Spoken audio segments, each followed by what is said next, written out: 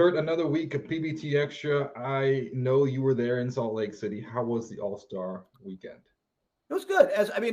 We'll get into the games and the ups and downs of the whole thing, but like as a city, Salt Lake can handle it. Like Salt Lake, some cities, bigger cities handle it. Salt Lake's, they've done Olympics, right? Like they've had Final Four. So like they've done these big things before. So the city handled it really well. It was a good experience. It wasn't really cold as it could have been in the Rockies in February. So it was all good. And by the way, went to a place called Amepas. That is a Venezuelan arepa place that was like the best food I had all weekend. And it's kind of wild now how you think about, we'll call it ethnic food, like foods from other countries and other cultures. Just kind of, you can find really good stuff almost anywhere now. Like I don't think Salt Lake is this hot Venezuelan place, and yet like the best food I had all weekend. Fantastic. It's funny because you were mentioning that some people maybe not be into, okay, well, AllStar Weekend in Salt Lake City. Yeah. Do I want to go? It's funny because for me, I'm like, Ski Town in February doesn't sound like a bad option considering, Chicago, Cleveland. Like the past couple of years have been some pretty rough spots in February. I don't know if you've been to Chicago in February. I bet I was at the AllStar Game in Chicago in February. It was yes, that's right, of course. But I'm telling you, like that is not the top of my list.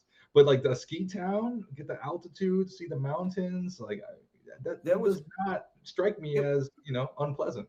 It was busy at the airports, not just because of the influx of people from the AllStar Game, but it's a 3-day, President's Day weekend. It is the busiest ski weekend of the entire year.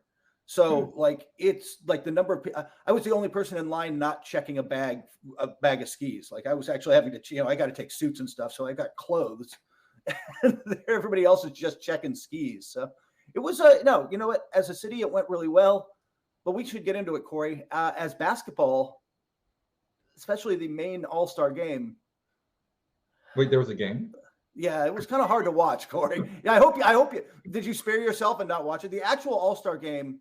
Yeah, there's highlights. There's LeBron dunked to himself, and I thought Burna Boy was great at halftime. like there was highlights out of this thing. Burna Boy was great at halftime. But Jason Tatum. I've never heard anyone other than Red Panda. Remember the college basketball. Like that's kind of like the one really big highlight of halftime in my basketball life. It's like, man, Red Panda was show stopping. So I'm saying. So it's kind of like, it's funny how you would like. Yeah, LeBron dunked it off, to himself, threw it to himself, dunked it. And Burna Boy was playing at halftime. Yeah, that's hilarious. Tatum dropped. You got highlights. You got Tatum putting up 55, but did you watch the game? It was. If you love bad basketball, for even this, bad for even AllStar. It was so hard. I was watching it, and it got to the point where it was unwatchable, and it was not, like halfway through the first quarter. It got to the point where I was just like, I love basketball too much to watch this. This is painful. It was like painful for me, Kurt. I could not watch it, and so that was hard. I do agree with you. I think like when you think about high school like highlights and how big those are, and they've been for the past, at least since I've been growing up. Yeah. I do think the AllStar Game lends itself to that clearly because there's no defense and no there's no basketball. It's just people dunking it in alley oops. So I think in that sense, it's probably a much better watch on social media or on YouTube. Like highlights of the AllStar Game probably is very exciting. But when you're watching it live, it's like it is one of the it was probably the word I would use is excruciatingly painful. Yeah. The only stretch of actual basketball was, I think it was late in the third. There was a stretch where Jaylen Brown and Jason Tatum, who were on opposite sides, just went at each other like it's like they do in practice all the time, and that was kind of entertaining. Like because they were defending each other, they were sizing it up, but everybody else was just it was like 1-4 flats. Everybody's just going back to the baseline and watching this go on. Aside that, it's just highlights, and Tatum was honest afterwards, talking about setting the record and the lack of defense, and he's just like, nobody wants to get hurt, and which was kind of the Pro Bowl issue with the NFL, right? Like everybody's trying to avoid injury. Nobody's going to stand in and take a charge. Nobody's going to get in the way. So it's just dunks or wide open threes, and it's not, you're right. It's just not compelling. It's not compelling television, like as an event. No. Yeah. So I personally, it's hard to watch. I think This is my take. You know, it's very unpopular. So be it. Whatever. I think there should be like an NBA con or like an NFL con. I think the NFL's in the exact same boat with the Pro Bowl games. Like they even like made it into a Pro Bowl games kind of scenario. Yeah. And you know, you look at AllStar Weekend. You know, you go every year. I grew up going to AllStar. I've been in a couple years. But you know, I've been to plenty of AllStar games, and what you realize is that there's all these cottage industries around the AllStar Weekend. Like there are more events than you could name, right? All different like venues all over town, different panels, different like sneaker pop-ups, different like sales events, concerts all over the place. Like it is right. You know, it's like a convention. So my whole thing is just call it what it is. Just make it, you know, like Comic-Con. Like have one big destination, San Diego Comic-Con, and then have everything there. Erase the risk of injury, have GMs and coaches do panels with players and stuff, and bring in the legends to talk about the dream team and talk about, you know, what it was like playing against, you know, the big rivalries of the 70s and 80s and all that jazz. And just like, you know, have people like have those interactive events with like 2K and like have a 2K tournament, like make it like an actual like Comic-Con. That's my take. I think that'd be much more successful. I think the hard part would be getting NBA players to want to go. But I think now we're also kind of seeing the same thing where it's like, I mean, if you're going to go and put that on television, you know, the game that we saw, like, I don't think that's helping the case either for the NBA.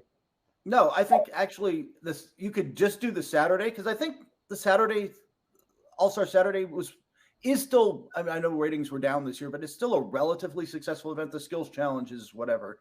But your guy, you called Damian Lillard, who, by the way, not only won the 3-point contest the next night, but then the third quarter of that game, when Jason Tatum really started to put up numbers in the real game, literally just became a wide open 3-point shooting contest. Like Mitchell's knocking him down, Tatum's knocking him down, everybody's knocking down threes, and Damian Lillard, gets to the end of the court, he just looks at somebody, he's like, basically like, hold my beer, takes it and just drains a half quarter, just dribble up, stop at half court, knocks it down, and it's like, all right, top that.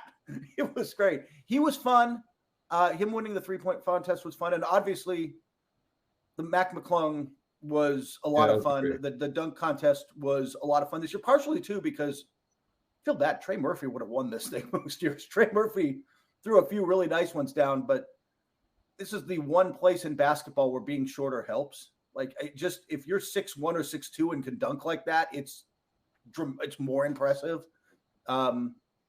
Did you catch that? Did you catch the highlights? What do you think?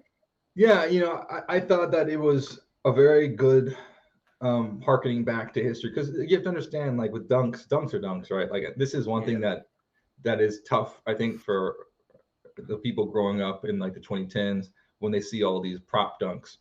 Like, to me, that's not interesting. You know, I think it has to be grounded in history, right? That's what makes, like, you know, like the free throw line dunk has been done a million times by like all the biggest names in basketball, you know, so like that's why it's impressive, because Dr. J did it, Michael Jordan did it, you know, like everyone does this dunk, right? So like you have your own twist to the past, and I think that's what McClung did very well. He brought in some of the dunks that, like, we saw Victor Oladipo do, for instance, or Jason Richardson do. Like, we've seen some of these dunks before, Glenn Robinson do. We've seen some of these dunks in the past. And now we're seeing it like breathe new life. And I thought that was really cool, because it was his own little tweak to them.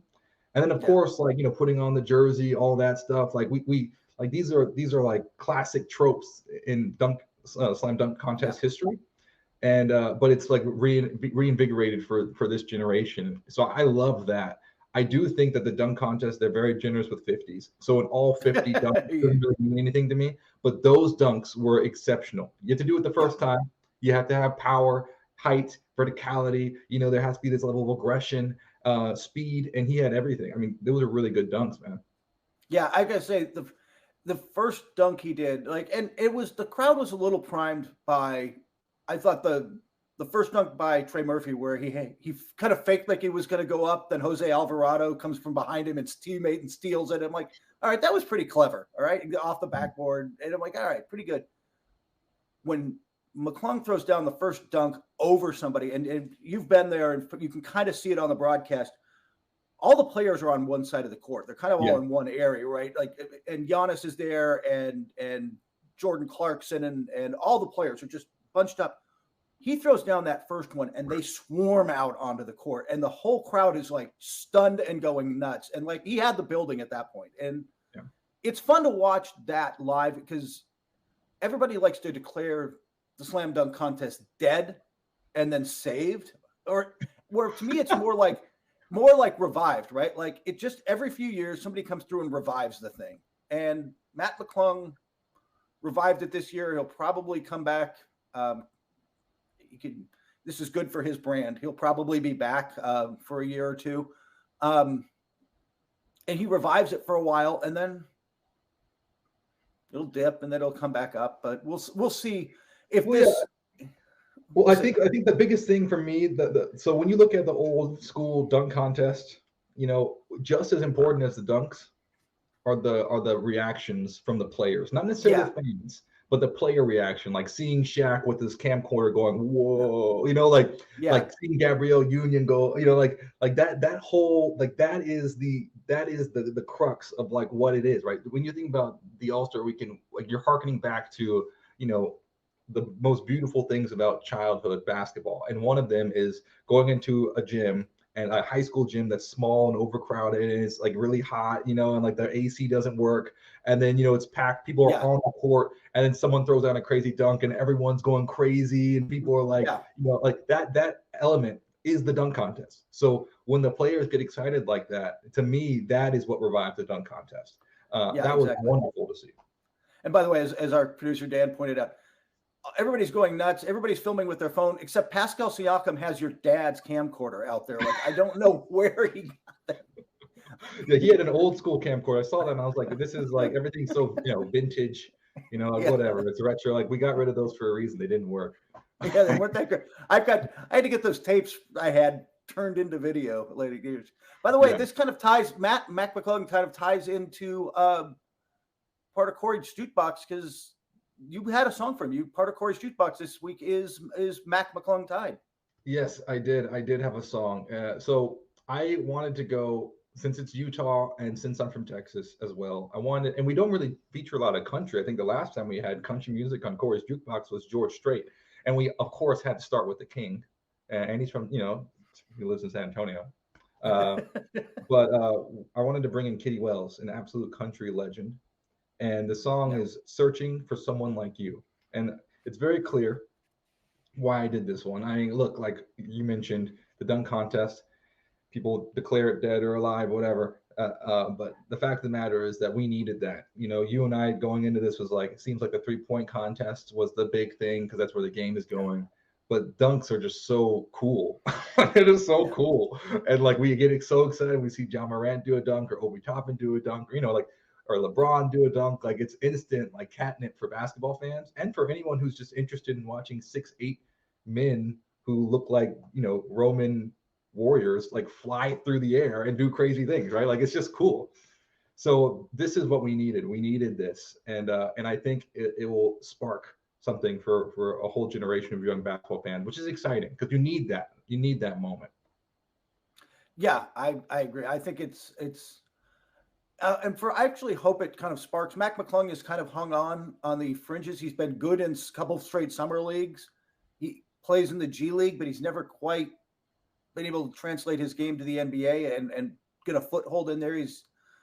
Hopefully this gets him a shot somewhere, gets him, whether it's Philadelphia or somewhere else where he can at least get a chance, give him a shot to see if he can get his foot in the door and stick. So hopefully for him, it does that. But I like that pick. By the way, I like you going country, going back to your Texas roots. Going back to the roots, man. Yeah, and like I love Kitty Wells. Like that's one thing. I love Hank Williams.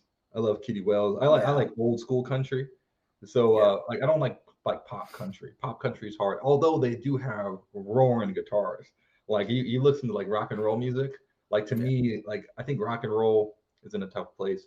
But I do think some of the best like rock and roll solo type of guitars, they're all in like country pop music for some reason. Like the alt country stuff. The alt country stuff is really it's like singer songwriter. They're great storytellers. But anyways, Kitty Wells, it's awesome. It's awesome music, and that's searching for someone like you. The whole basketball world for All-Star Weekend was searching for Mac McClung to do something extraordinary there, and he delivered, exceeded expectations. I will say this though, this last thing on the All-Star Weekend. We talked about the best and the worst. Clearly, McClung the best. The worst, I think, was the draft. I going back to all like what it's supposed to be, like that old beautiful beauty of like what childhood basketball is. That brought to mind middle school of like, hey, you can't sit with us, or like, like all the cringy aspects of like what being in high school and middle school was. That's what that was to me. And I don't think that played out very well. Good idea. I was very excited to see it, but I think it was very poorly executed. I was not a fan of that. I'm curious how they're going to handle that next year, whether they thought it worked or whether they go back to, remember, they've done it previous years without the people. They've done it on TNT a few nights before rather than in front of the crowd. So, yeah. And I will say, I can't believe Jokic was the second to last one pick. Like this, we're talking about a guy who's a back-to-back MVP, and it's going down to the wire between Jokic or Lauri Markkanen. And like to me, that like I just can't even wrap my mind around that. Like this guy's about to become a back-to-back MVP. And the funny thing is, like they asked him about it afterwards, and his quote was, "I wouldn't have picked me either. I'm not made for this game." Like but it's just, I mean, but it's so classic Jokic self-deprecation, and that's one of the reasons why we love him. But I mean, go find. There's Mike Singer is the Denver beat writer, Nuggets beat writer for the Denver Post. Scroll back through his Twitter feed. He took video on his phone at the game. He was sitting just down from where I was and posted.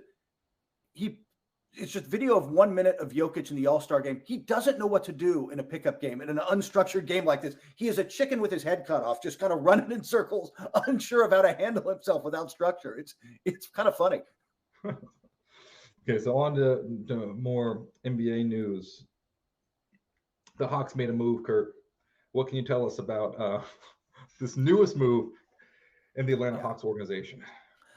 Look, there's a changing of the guard in the Atlanta power structure, obviously, because if you remember, Travis Schlenk, the GM, stepped away, let go, not around the team right now, a couple months ago, and now Nate McMillan is out as head coach. Joe Prunty, a longtime assistant, is in. He'll have the interim tag probably for the rest of the year. I can't imagine, even if they hire a coach, that I'm going to step in with 5 games to go. I don't see that happening. It's probably, even if they find somebody. So they're starting their search. Quinn Snyder is at the top of the list. Kenny Atkinson, Charles Lee, who's a assistant with the Bucks, who's their lead assistant, are the 3 big names. We'll see where they go with this. It's kind of interesting though, because we've talked about this. The problems with that organization start with roster structure and things above. Like, I feel like Nate McMillan's he's a little old school, and I don't know that he was the answer, but he also wasn't the problem. They signed him to a 4-year contract extension. This is my thing with professional sports that drives me bonkers. Like, I cannot even begin to tell you, Kurt, how like frustrating it is. But I think I've said it a million times, and I'll say it again. Time is the most valuable asset in professional sports. This guy came in, and this is like Lloyd Pierce. What's going to happen? He gets fired. Nate McMillan saves him, takes him to the Eastern Conference Finals, right? And then signs a contract extension. Everyone's like, "Oh, it's great. He's great. For a young Trae Young, we want to make sure like he's going to shepherd him, and this is the perfect move for us." They start getting so excited, and then within he only had 1 full season at the helm, and then his second year he gets fired. Like, this is what I mean is like it's just so the memory in professional sports, even within the organization, is like this. And that's why like when I see a move like this, it breaks my heart. And it also is very, indicative of the culture that they have in Atlanta, which is not great. Clearly, like you can't operate a business like this. But it happens all the time in professional sports. No, and it's look, part of it is his relationship with Trae Young wasn't that great. Right. Like, part of the problem was Trae Young and Nate McMillan weren't meshing, but so was the fact that this is an expectation thing. Ownership in particular pushed for the DeJounte Murray trade, got the DeJounte Murray trade. They gave up a lot, but they thought that this would be additional or almost exponential, right? Like, now we're going to have this backcourt. He's going to fit, and this is going to take off. And it hasn't fit. And there were concerns apparently mentioned within the organization, certainly outside the organization. There were plenty of people like, is this Is this going to work? Is this? I mean, I thought it would be I thought it would fit better than it has. It really hasn't. But I don't know that that's like, again, I just don't know that that's on the coach. I think that this is a situation where they've got to figure out what they want to do. And I think figuring out what you want to do there, doesn't that start with, is Trae young? Are you building around Trae? Is that the plan? And if so, if you truly believe you can build a title contender around Trae Young, then does DeJounte Murray fit? Does Clint Capela? Like, what are you going to do? Like, I think there's like big questions they have to ask themselves. Huge questions. And you have to, so clearly their decision is, yes, we're going to build around Trae. I think that's very clear. But I will say the way that they're moving people around Trae is like the way that they're like Dallas is around Luka, right? The difference between Trae and Luka is that Luka came into the league like a champion, right? Like he's coming from Europe, like he is the man, like he's the champion, he's doing his thing, and like he's doing things that we've never seen before. And so I think that Trae is clearly someone who, you know, can grow into being a bona fide superstar. He's shown that talent. He has that, right? So like I'm not worried about that perspective. What the thing with Trae is that he's just so young, and I think that's very clear and very evident. So it's hard to build a team around someone who doesn't have like a very clear leadership style, or who doesn't have, you know, the talent at this moment to supersede the leadership style, right? Like if you're going to come in and be like for instance, Luka is so talented that it doesn't really matter that he's kind of younger, I think. And like I mentioned, he already led some teams to the championships over in he's Spain. Also, he does lift the guys up around. I mean, he takes a lot of shots. Don't get me wrong. And it feels different when Trae Young pounds the ball out top and then jacks up a shot, where everybody else is just kind of standing around. Where with Luka, because he's a really elite passer as well, guys do move off the ball. They think they'll get rewarded if they're cutting. Like there is some action within that offense. They needed more around him, and we'll see. You know, not going to go down the Kyrie Irving road again, but. Even without him, like guys were still moving more than they were around Trae, where they're just like, he's not going to pass it. Yeah, but it's funny because I see what you're saying there too. I think when I'm looking at this Hawks organization, the amount of moves that they've made in 3 years is like flabbergasted. I mean, it's like it's shocking beyond, you know, imagination. Like you said, they had John Collins, who like you think John Collins would be a pretty good player in the NBA, you know, and it's still like, you know, what happens? How much time do you give John Collins to really develop before you put him on the trade block, you know, or like, hey, like he's on notice. You bring in Clint Capela, you know, they had Lou Williams come in and try to like be that instant scorer off the bench. They had in Kevin Huerter, you know, like they've had like other players around Trae. Then they bring in DeJounte Murray, and I mean that's already like 4 or 5 different combinations in the past like 2 years. So my point is that and Bogdanovich, like so. I'm kind of worried about this team as if they're in like a win now mode. They're not. Like the Trae's in his early 20s and he's still trying to figure it out. And I don't understand why ownership and the GMs, you know, like why the front office and ownership are pushing almost like they're in win now mode. Like so that to me is like a clear misunderstanding of where your team is at and where your superstar's at. And not like I think that's like an absolute dumpster fire. And if I was a coach, I said, don't even get me anywhere near that, because they're only going to give me a year and they're going to fire me too. That's the question I was just about to pose, which is, look, there's 30 jobs. They're going to get a quality coach. But the first 2 names I mentioned, Quinn Snyder of formerly last of the Jazz, where he had them, you know, best team in the NBA, you know, best regular season record in the NBA, a very good team with a distinctive system. Yeah, shoot threes. And defense, but guys moving off the ball, lots of off ball movement, lots of off the ball movement. He's got options.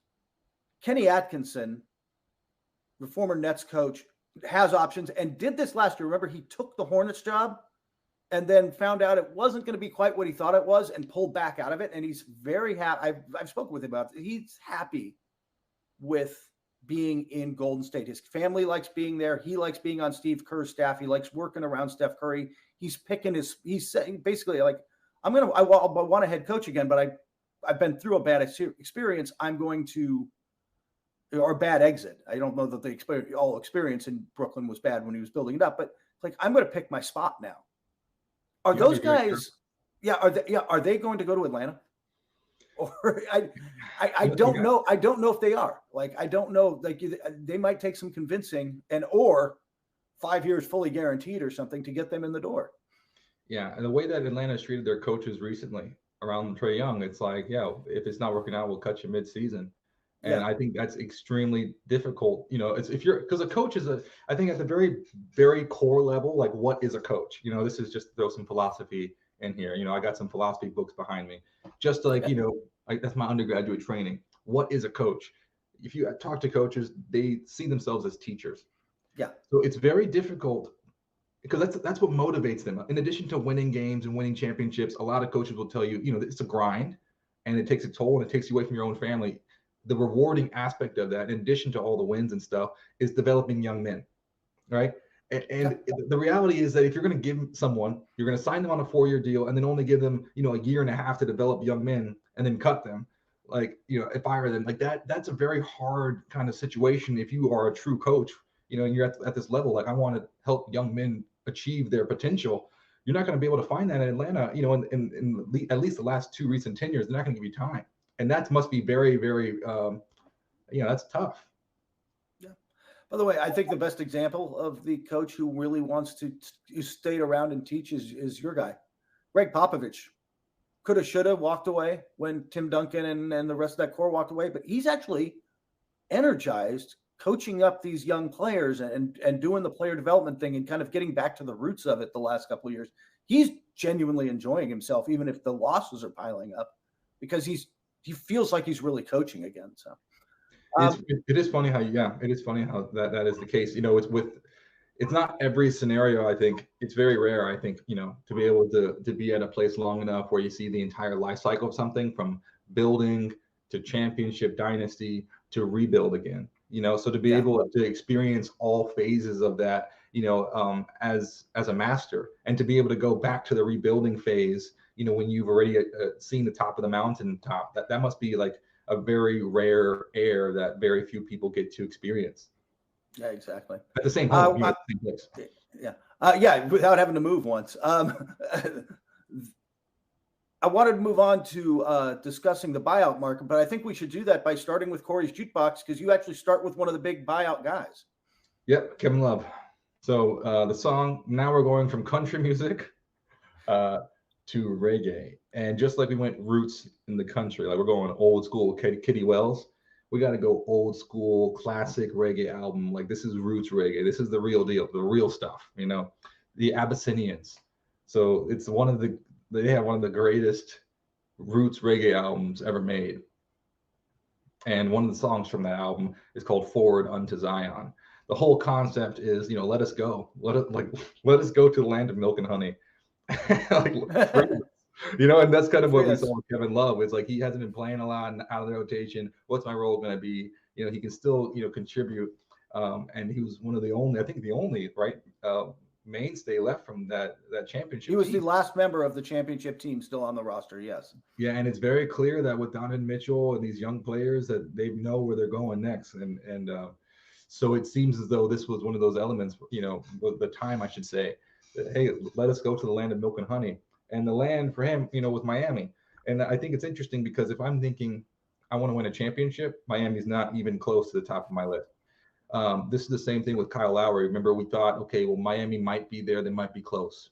I don't know if Butler has become the player that we thought he might become. And, it's funny because, well, I'm not going to get into that yet.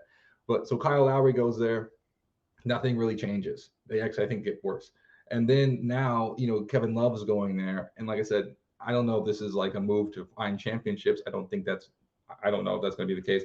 Yeah. I will say 2 things come to mind. That one, veterans with championship experience, Udonis Haslem still getting the NBA paycheck. So I want to play as long as LeBron James and not put up 28 points a game. Yeah. Miami's probably the place to retire, like most of America. Go down to Florida. The second thing is, hey, you know what? Like, he just got married recently, he's very involved in this, in kind of like the scene, him and his wife are. Miami's not a bad place for lifestyle and for content creation. If you're modeling and you're doing, all the high society stuff, Miami is not a bad place to be. So I think and longevity is probably the two reasons why. Yeah, I think the other thing he gets there, if we're just going to jump into the Kevin Love discussion, is he wanted minutes. Like you said, he hadn't played in 12 straight games. He'd fallen out of the rotation. Miami's starting Caleb Martin at the 4, who's done an admirable job, but he'd been coming off the bench last year. They really missed PJ Tucker. And Kevin Love isn't PJ Tucker, but he is a guy who, or even earlier this year in Cleveland, was contributing, right? Like, he can still knock down threes. He is still a very good rebounder and passer, an outlet passer who can get them running. And the Heat just, I think what they could offer were two things. A little more money. They could use their biannual exception. So rather than getting the minimum of, I don't know, whatever, $2 million and change, whatever the minimum is for him right now, they get him a little over 3 with the biannual exception. So he gets a little more money. But I think I think it's minutes. I think it's an opportunity. He gets to play there. And I think that more than anything kind of motivated him. And I think it's, honestly, I think the best fit of the buyout calls. And he's going to play there. He's going to fill a need for them. I'm with you. I think you know what they are? They're going to finish 5 or 6. I don't want to see them in the first round. I think they always have that ability to scare you because, great coach, great ownership, great front office. Jimmy Butler brings it in the playoffs. Like, he's a different, like, he's kind of Kawhi Leonard, where he does kind of flip the switch and really brings it. So, like, I think Kawhi Leonard's like Finals MVP. He's won several times. Well, yeah. So, but I do think with Jimmy, it's funny because, there are moments, when you look at early in his career, you're like, okay, well, what kind of player is he? Is he kind of like the misfit? Where does he find his groove? Then he found it in Miami, and he was kind of like this, rebel cowboy guy who then led them to the finals and thinking, okay, well, is Jimmy Butler actually a franchise player? Did we get this wrong the whole time? And I think now we're kind of starting to see, I think, the limits of like, okay, well, where can Jimmy take a team? And and I think that's kind of been the argument that's been levied against him his whole career, especially since he's been in Miami. So I don't think he's new to that argument.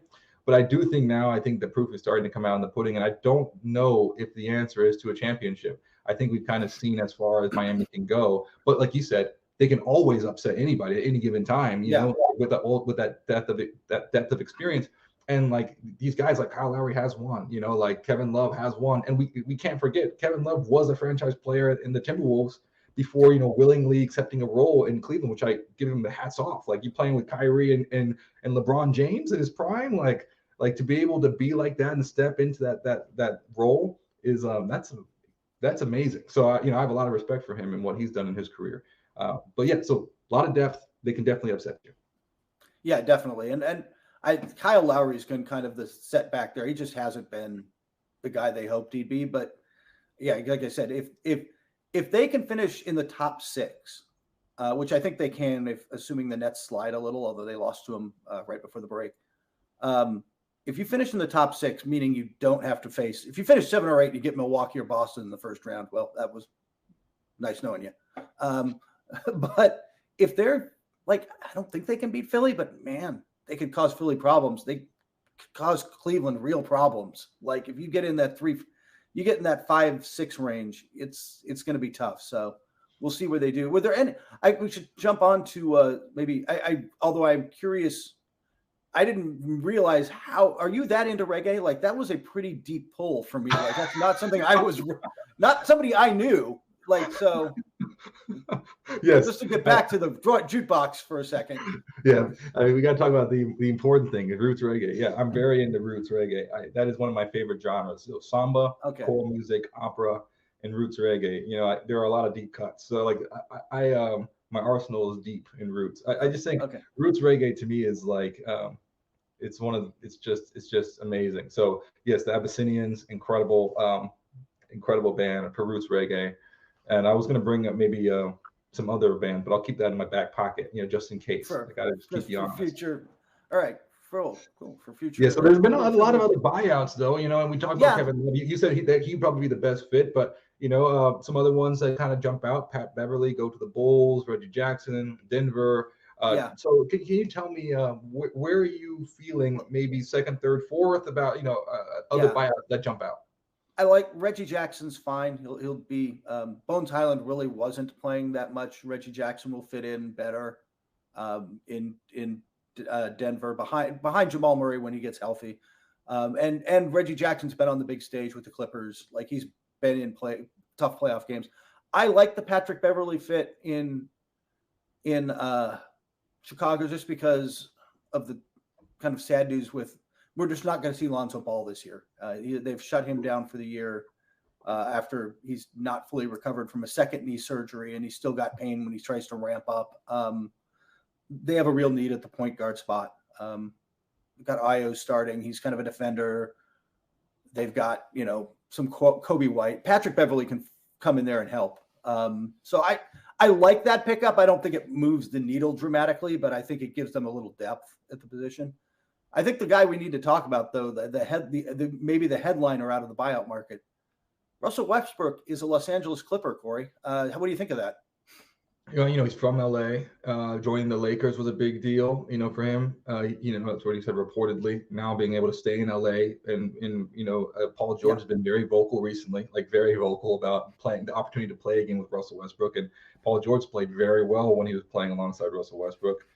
So back in Oklahoma City. So I do think, as far as the fit and, like for him personally and the chemistry he knows he has with one of the stars and the Clippers, cool, very cool. I will say, however, I would not have made that move if I was Russell Westbrook personally, because, we're entering into this era for him, which is just very tough. I think Kevin Love will also be in this scenario.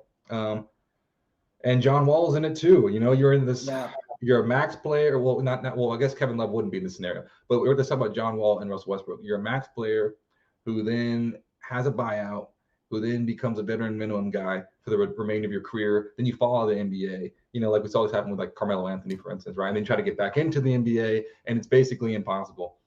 So if I was Russell Westbrook, I probably would have just stayed home and got paid 40 something, whatever, the rest of my contract, and just taken the rest of the season off. But I know he loves to play basketball, but I would not have made this move. Yeah, I going into the trade deadline and talking to Clipper people and talking to Ty Lue was talking about this really openly, like, hey, what we really need is we could always use more shooting, especially after they traded Luke Kennard away. Like, we could use more shooting. We could definitely use some secondary playmaking, but we need some defense too. We need more defense. And then they went and got Russ. And I'm like, well, all right. That didn't help your shooting or defense. Like, I'm not sure as much as they first off, the players to a man did want him. It wasn't just Paul George talked about it publicly, but to a man in that locker room, they wanted him. They believe he'll push the pace. He can take some load off of George and Kawhi Leonard, and that if he plays within their system, he'll be great. Except there's not really a history of him playing within the system well, Corey. So that's what I saying. That was the exact same. That was the same if and that we saw in the Lakers, and there was no. Exactly. And that didn't work. The same thing with like the Wizards, like if so. The Houston Rockets, like over and over and over again, we keep seeing this, and that's kind of what I mean. But the thing is, like, we're talking about, this whole buyout and then the veteran minimum. I will say Russell Westbrook's role, though, I mean, he was playing at like a 6 man of the year level. Like he can still go out there and he was second in voting last year. That's what I'm saying. Like he can give you 18 and 10. It's just so that 18 and like So I know he can do that. I know he can still play at a very high level. That's not the question. I think the question is more. It's very difficult when you age, and this is something that I think about a great deal because it's part of my job, and and I read a lot of like epic poetry about heroes. And one thing you learn very quickly about heroes is that the aging hero is one of the most tragic tropes in any type of literature or any type of history, because you can no longer do what you once did, and everyone still reveres you. But you, in your own mind, you're still 20 and you still are the MVP and you still can do this, but your body tells you, hey, I'm actually 35, and that disconnect is maddening. That's the torture of being an aging hero. And we're seeing Russell Westbrook, this guy who can still be very productive, but only a few years ago signed a max deal, and only a few years ago was MVP. He's not that same player. And that's very difficult to watch live. And we're seeing him shift around the NBA, and it's like, what role can I get fit into, and what's my value, and the public discussions with his agent. Like, this whole thing is it's very hard to watch, but it happens, it happens every year. And it happens, just over and over and over and over again. But the aging hero, Kurt, it's very tough. Yeah, exactly. By the way, just to be clear, Kevin Love was second in voting. I'm not sure if that came off. It was Kevin Love who was the second in MVP six-man voting last year. So, Russ will get votes this year. Well, we'll see. I mean, depending on what role he ends up playing with the Clippers. If he'd stayed with the Lakers, he would have gotten some votes. So. Now it's time for a new segment, Kurt, that our producer Dan came up with. Yes, no, maybe. I'm going to throw just some quick lightning round questions to you, and you tell me yes, no, or maybe. So let's start off. Will the Lakers go on a run and avoid playing as a top 6 seed? No, I don't think they can. They're 13th. I can't see them climbing all the way. I think they make the playoffs, but I don't think they can climb all the way up to the top 6 and avoid the plan. I just think they're too far back. It's not just the number of games. Like, it's just too many teams to climb over. Yeah, I say no as well. Joel Embiid, will he do enough to win MVP over Jokic and prevent the three-peat? I think if anybody prevents the three-peat, and we'll see, it depends on how bad the wrist thing is, but Giannis has been on fire lately. He has been the guy kind of coming hard. I mean, Joel Embiid's in the conversation, certainly, but he's been the guy coming fast. But I will see how much time Giannis misses with that wrist. So my guess is no. I'll go with another no, but we'll see. Why? What do you think? I say no as well. I think Jokic becomes the fourth player, right? Isn't it Wilt Chamberlain, Bill Russell, and Larry Bird to win back MVPs? Yep. I think Jokic is number 4. Next, will the Kings stay at a top 4 team in the West?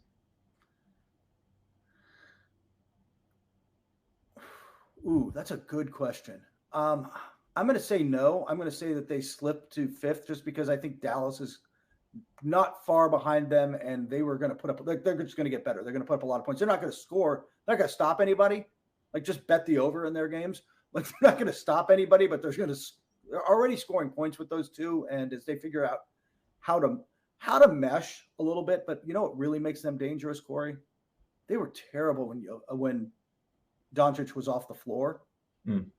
Now you stagger those guys a little, and you don't have those horrid minutes, and it just makes them so much better. Yeah, I'm going to say no as well. Will the Nets fall back and be in the play-in tournament? Yes, no, maybe.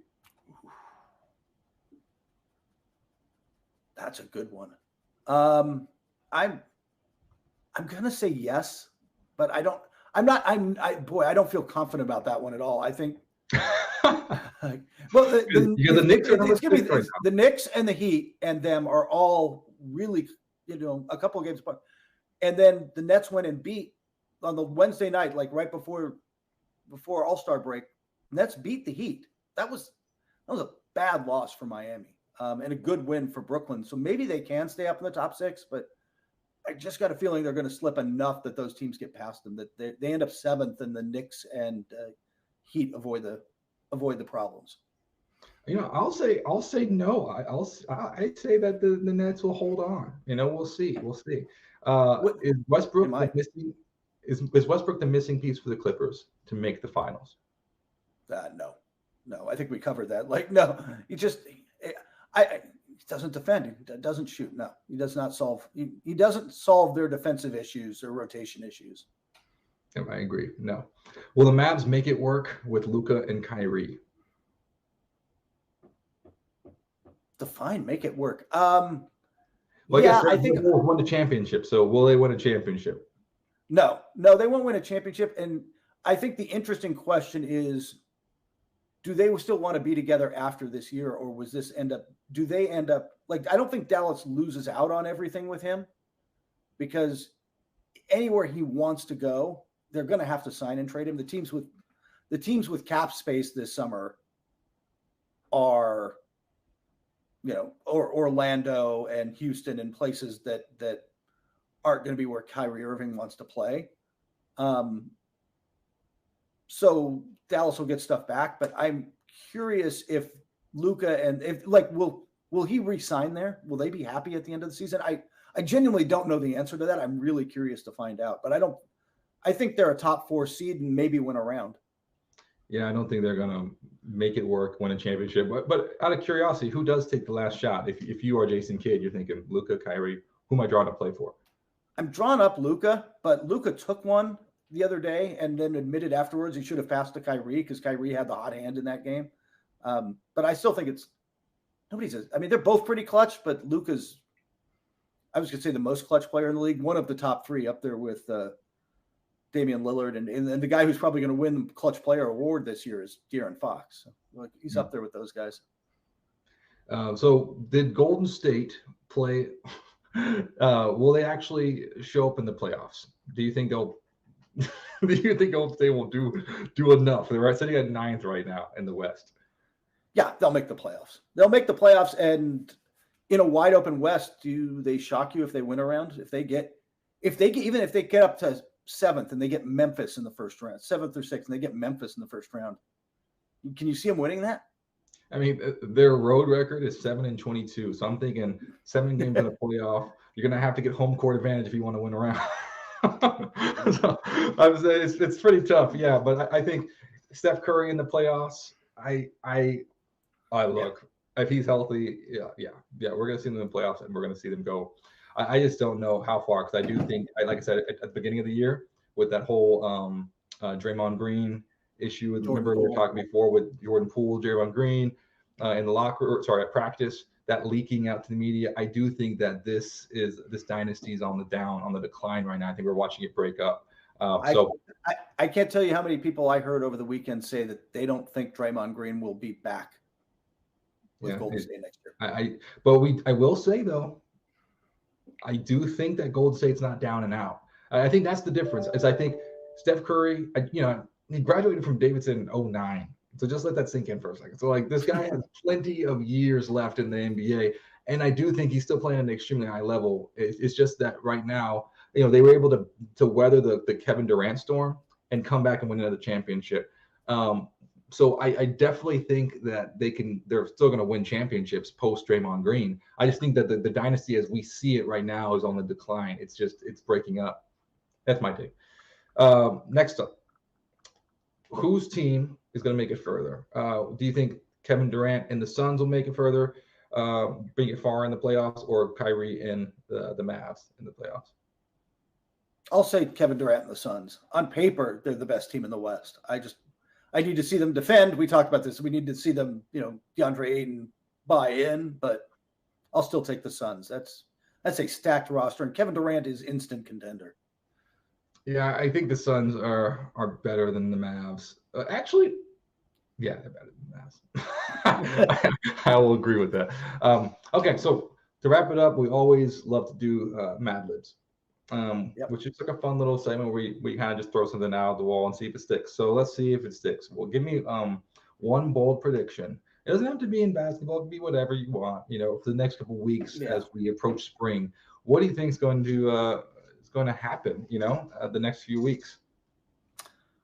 The NBA before the end of March, the NBA and Players Union will announce that they have figured out the CBA for the future CBA, and they're going to let high schoolers back in the league, 18-year-olds back in the NBA. Wow. Yeah, the momentum's been building. Yeah, I think that's it. I like that better than Dallas wins 2 rounds, so I'm going to go with that. Yeah, I think for me, next couple of weeks, oh man, this one's hard because I'm not really one to be a bold predictor of things. I'm not a very good forecaster. I do think this is a thing, though. I think that you're going to start seeing the opera opens up again. I know you love opera. Yeah, no, it does. The opera opens up, I think, in March. And I do think that we're seeing a renaissance in opera. I resaw Philip Glass's Akhenaten, which is one of the best modern operas. If you look at, if you were to Google top 10 operas, you'll see that 8, maybe 9 of the 10, probably 8 of the 10 were written between 1780 and 1904, right? There's only one written in the 20th century that was worth noting, and that was, I would say 2, and that'd be like Porgy and Bess, right? And like Yeah. and Akhenaten. So I think that we're going to see very soon. I think we're going to see an opera renaissance in this country, and I think it kind of starts, I guess, in the world too. I think it starts in the next few weeks. I think we're going to start seeing new work come up to the forefront, and I think it will reinvigorate the genre. I think new work and younger audiences, right? Yeah, so this is a Super Bowl prediction. I don't know if it's going to happen in 6 weeks, but I do think the spring opera season will be worth noting if you're into that. All right. I'm actually looking forward to it. And now we will use the New York Times as the barometer of whether you're right or not. It's gonna happen. Akhenaten was absolutely sold out a couple of years ago. I think that was in 2019, and the Mets doing really interesting stuff, bringing in new composers every fall. Yeah, they are. I think this is a new moment. So, anyways, if you want to learn more about what Kurt and his team are up to, why don't you head over to NBCSports.com/NBA. Kurt, it's always a pleasure. I'll talk to you next week. Take care, Corey.